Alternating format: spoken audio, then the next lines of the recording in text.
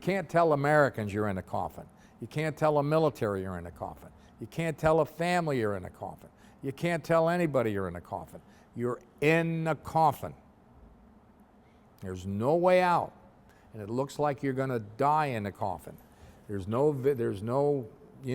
books, there's no radio, there's no TV, there's no conversation. If it was up to them, there wouldn't have been any conversation with the next cells.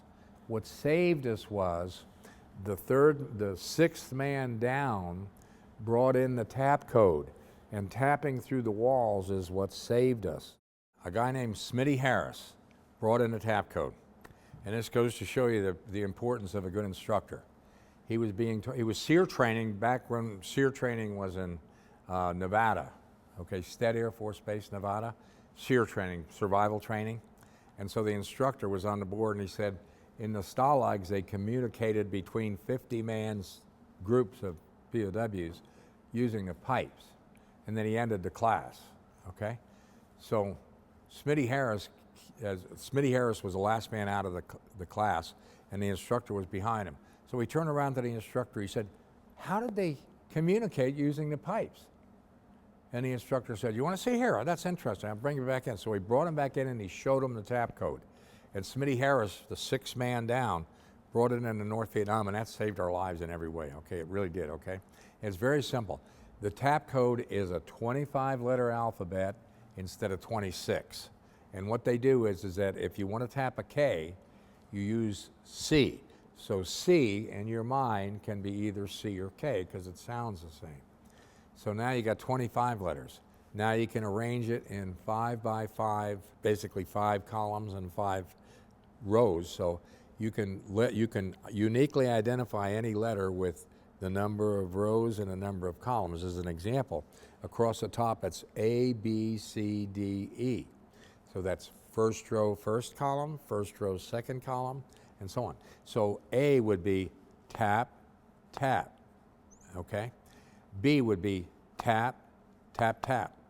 C would be tap, tap, tap, tap. Second row, F, G, H, I, J, no K.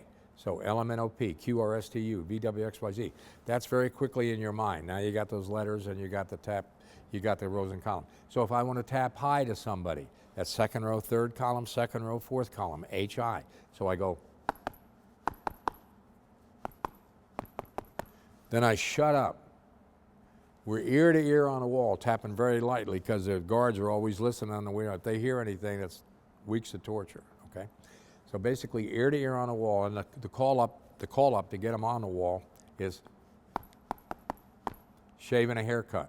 When his ear is on the wall, 2 bits. Now he's on the wall, you're on the wall. Now you do, I tapped high. Dot, dot, dot, dot, dot, dot, dot, dot, dot, dot, dot. And I stop, texting 1 word at a time, okay? And if he gets it, if he understands the word I gave him, he goes.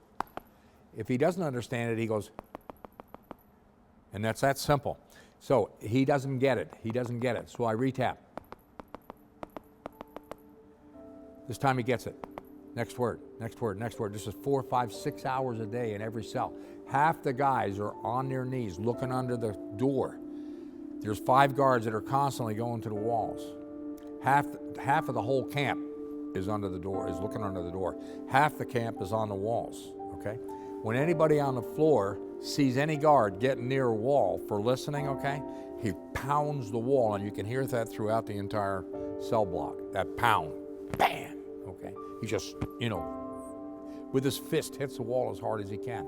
And everybody's immediately up from the ground and off the walls, okay? So with that, we had command and control.